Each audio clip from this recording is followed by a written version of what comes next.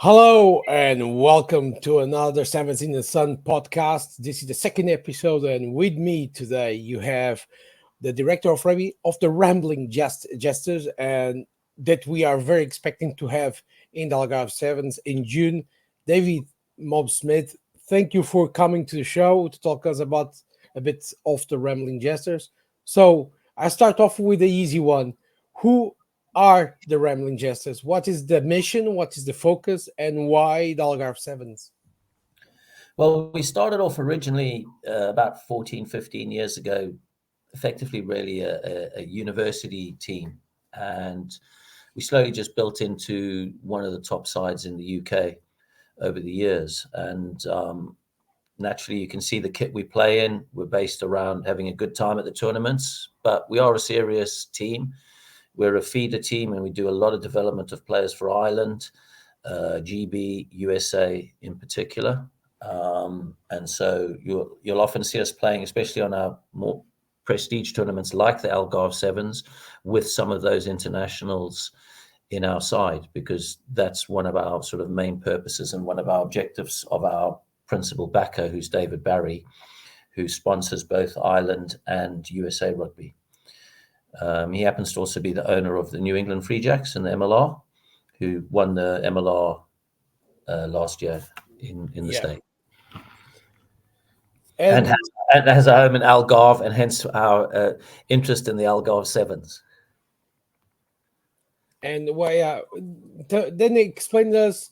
Well, the Rambling Jesters. I know the José Diogo Moraes, the man behind the sports ventures in Algarve Sevens, talks a lot about them and your team. So, what have you been doing the last 2 years so people can get a bit more information about the moment from the Jesters and what we can look forward when June comes? Well, we came last year for the first time. I've got to say it must be the best organized tournament in Europe. There's certainly nothing equivalent to it in the UK. Nothing anywhere near the same. Obviously enriched by the fact that you have the European Championships at the same time, makes the village for the elite teams an amazing environment.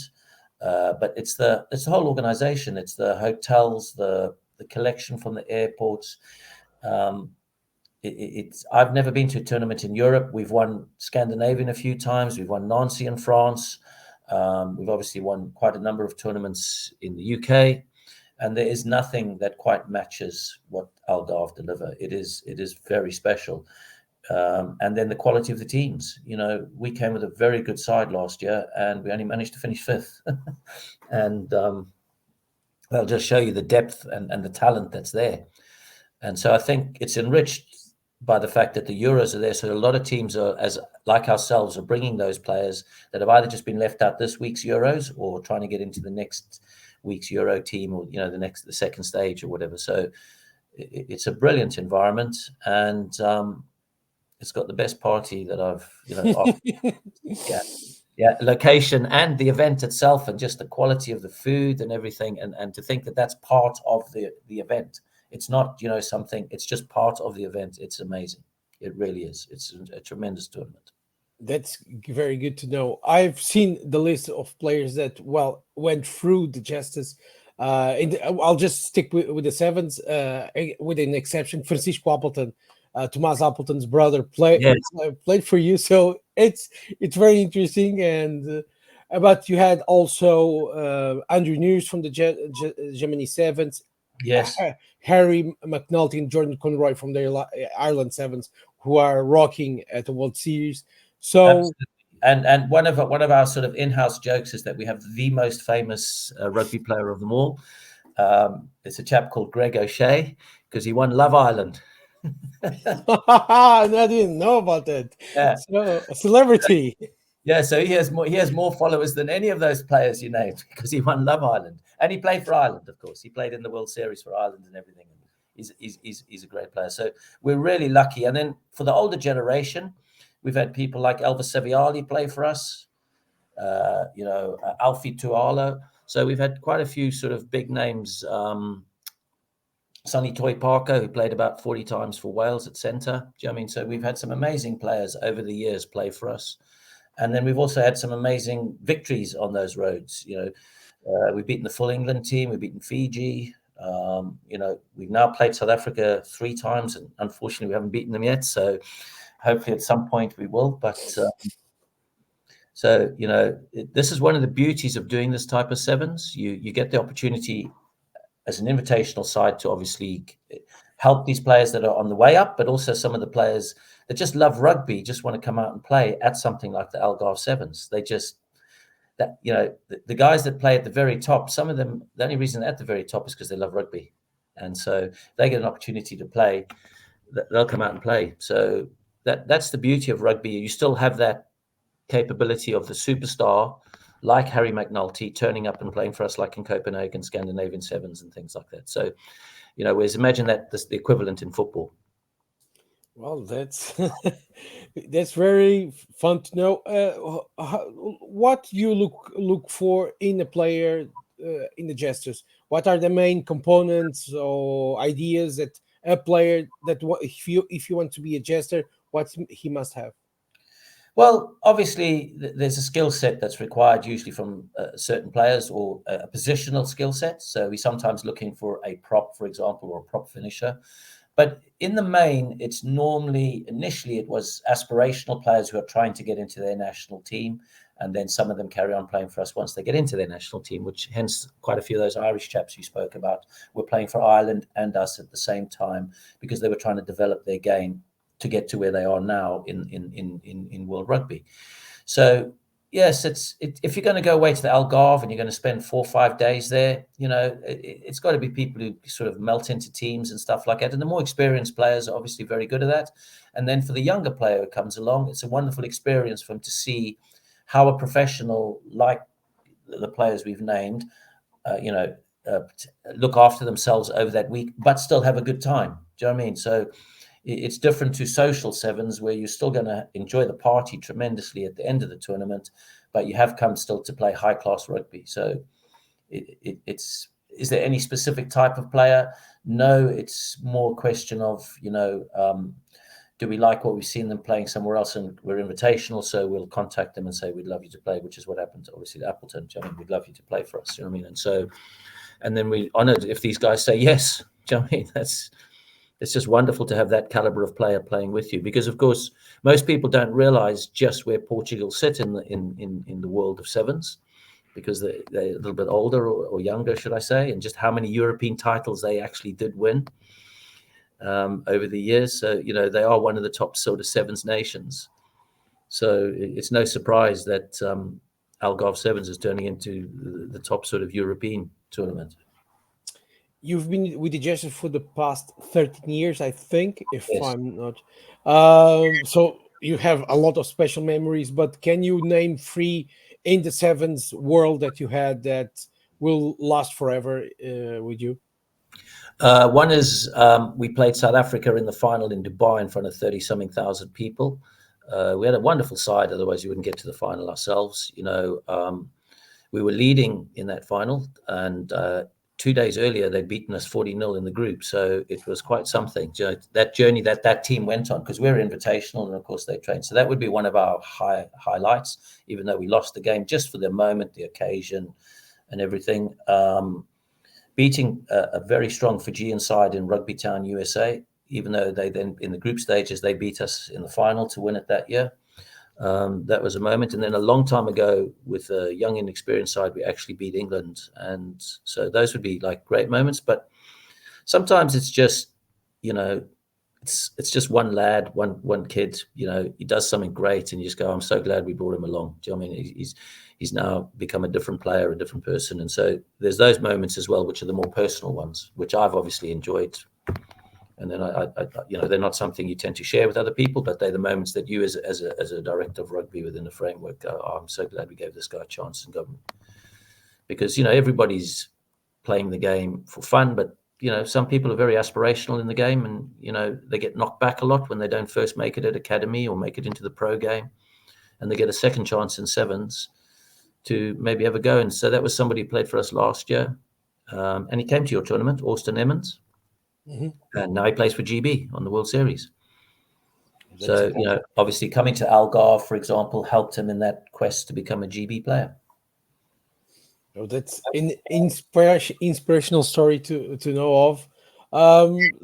So I've talked with a lot of people in the last couple of 4 years about the sevens. Some people say it's not as good as it was. I have another opinion, but it still matters. Sevens is still a groundbreaking place for players to go high and to bring something new for the sport. Don't you agree? Oh, I totally agree, Francesco. I look at the two sort of top rugby nations in the world, which people can argue as much as they like, but New Zealand and South Africa, and their sides have sevens players in them. And the last two World Cups were won by South Africa's sevens players. Yes, it took a whole squad to do it, but individual moments were their sevens players doing that. This current one was obviously the two wingers who played sevens, and then the flanker that turned the ball over to get the penalties. So they're all sevens players that came through their sevens program. So anybody who thinks there isn't a pathway, I believe are mistaken. I think for a certain type of player or certain development of certain players at the time in career, it's an amazing tool to develop for 15s, not just for the World Series and sevens, but to turn people into world-class rugby players. In this type of tournament of the Algarve Sevens, you already explained to us what you look forward to, but let's talk about the party because it seems you enjoy it quite a bit. So when you're coming now to this year to Algarve Sevens, it's going to be different because it's going to be bigger. It's every new year is bigger. So what are you looking for the moments that you can relax and not be on tense because of the game? Well, first of all, the locations of the hotel. So I go for a walk when I get a chance. You know what I mean? So you're just walking along the beach and everything. I mean, it's wonderful. I mean, you're that's you got to remember. Rugby is my coaching is my livelihood. So to be able to walk along a beach, and it's part of your job, is pretty good. The party itself, as I said, wonderful. I mean, an amazing evening with the sort of stage up there and everything, and certainly our players. And I used to be the national coach for Sweden, women's sevens, and they were there as well. So, they had an amazing time as well. So I think it's just, that part of it is just special, really, because everyone can let their hair down. And when you think it's a Euros where people are playing, for their careers and everything, it's not just a social event. It's that wonderful balance that sevens can bring between sort of being elite and then at the same time, making rugby what it should be, which is fun. Should be fun. And I know that you deal a lot with senior players, but when you have new youngsters coming in, what is the most fun part of molding them to become full-fledged sevens players? Well, the beauty of young players is you usually get different types, don't you? So you get the real sort of cocky one who comes in and thinks it's just going to be exactly like it was for him in the youth game. Because obviously in England, we have a really big youth sevens in the school. So when somebody comes through at about 18, they've played in a lot of tournaments in that at sevens through their sort of school career, if they were fortunate enough to go to that type of school. So some would be that sort of, they reckon they can do it again in the men's game, and then they have to learn again a new curve really and start playing because they don't have the same physical power usually as say a 28-year-old, so they have to adapt their game a little bit. And then you get the other type who come in and suddenly go, oh my god, I'm playing with men. Or in the case, because we do have a women's side women, do you know what I mean? So it's a big jump for some people, and for other people not as much. And then it's lovely to watch them over those next 2-3 years play for us. So like at the moment, we've got one who hopefully will be with us, the Algarve chap called Cameron Hill. So he finished school last year and he played for us through the summer, did fantastically well. He's at university now. So, we'll carry on developing him and see where he goes, but he's a natural sort of sevens player. So hopefully he'll shine when he comes to Algarve. And, and people, and he's only going to be 19. Do you know what I mean? So he's on that pathway sort of thing. Yeah. Now, another part that I think it's important to talk about. I saw that you had a lot of international women's players that played for the Jesters. I think you're not coming with a women's team this season. We're not bringing a side to Algarve, but yes, we have had similar to the men's. A lot of the women's internationals have played for us. Yeah, over there, and developed some towards those national programs. And I was going to ask you is. The women's competition in the Algarve Sevens is going to get bigger and more be more elite this season. So you think we are driving towards the best path, right? I think so. I mean, we've been to a few tournaments where obviously if you bring in French women's teams into your tournament, then straight away the standard is raised because their game is so high in the women's French team, sort of sevens program, and that is fantastic. So that helps. And then obviously Spain and Portugal are so high ranked in women's sevens anyway. So, again, you have the natural sort of locality for teams to get to your tournament quite easily. Mm-hmm. I can only see it going from strength to strength. You know what I mean? It's just the right environment to play in. It's usually, lovely and warm. I know it might be windy or wet every now and again, but, it's still, when I was doing the sevens team in Sweden, we'd do our winter training. We'd be out running in the early hours of the morning at like -6, preparing to play in Portugal at +35. Yeah. Yeah. Different flavors. 100%. It wasn't easy. Do you know what I mean? And then we'd be trying to survive in the heat. Because it was a couple of times the Euros that were held in Lisbon and things like that. I mean, and it's unbelievably hot. But certainly, I mean, that's one of the strengths is that, Portugal have this love for sevens and obviously have quite a few stories themselves to tell of all their own escapades and the trophies they've won over the years. So it's a natural bedrock for the game. Do you know what I mean? It's not like you're trying to take it to a new audience. There are actually people there that know, certainly local people who would know of the game and know that it's played, and that Portugal, I do believe Portugal have won the Europeans more times than anybody else. You can check that if you like, but I believe that is the case. Portuguese men have won it more times than any other nation. Yeah, I think they are on par with Spain, if I'm not wrong, because there was a time that was Portugal, Spain. Yeah. It was very interesting times, and so long ago that it fades into memory.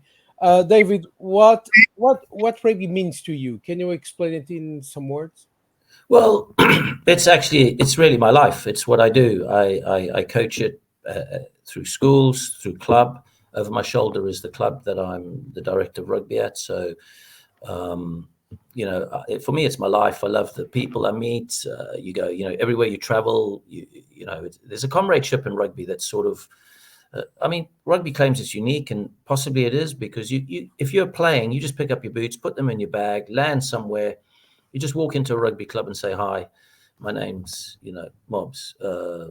And then they just ask you, "Well, where do you play?" And you explain, and they go, "Oh, you're suited to our third team." Do you know what I mean? You walk in and they go, "Francesca, how are you doing?" You go, "Well, I got my boots here." They go, "Oh, yeah, you're good. Why don't you go train with the first team over there?" And that's just, and you've just literally walked in and arrived. Do you know what I mean? And that's the beauty of rugby, that there isn't that ultra rivalry. It's just, if you play rugby, you're of the same type, shall we say. And that's what I love about the game, is that it opens doors for people around the world. You can travel to New Zealand and just pick up a game, and it's unique in that context. I think in that rugby clubs are basically community places that evolve around in usually a smaller town or whatever, and especially in countries, I think, where football is so strong, those clubs are even more aware of their sort of community role because of that. They're more welcoming in that, because they know this is how they survive and this is how they operate, and there's usually families involved in there. So it's just, I coached in Italy for a while, and it was amazing. Do you know what I mean? To just see how the clubs were run, and that was incredible. Good memories then. Yeah, David, to cap things off, I want you to send some words to the fans who will be watching the show, and to your players when we come in June. We are recording this in April, still some months to go, but deliver a message if you can. Well, first of all, the location is great. The stadium's great. The facilities in the stadium are great. And the standard of rugby is exceptional. You basically got the European Championships, which is one level below the World Series. And then you've got an elite tournament, which is the one step below the Europeans.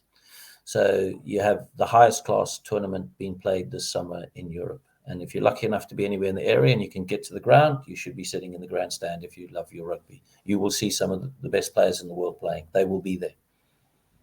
And that's incredible. Thank you, David. I hope to see you there. And I know you're going to be coaching, but if you bring your pair of boots, there's also a chance for you to play. I'm too old now. I'd have to wear gold shorts. I'm beyond that. You know what I mean? But it's too far gone. Now it's just usually a drink at the bar. Yeah. Okay. Yeah.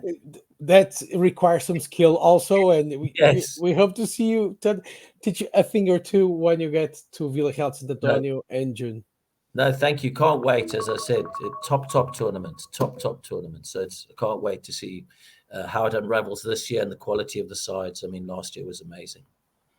So, Okay. David, thank you, and see you next No problem. time. You have a great day yourself. Eh? Thank you. Bye. Cheers, eh? Take care.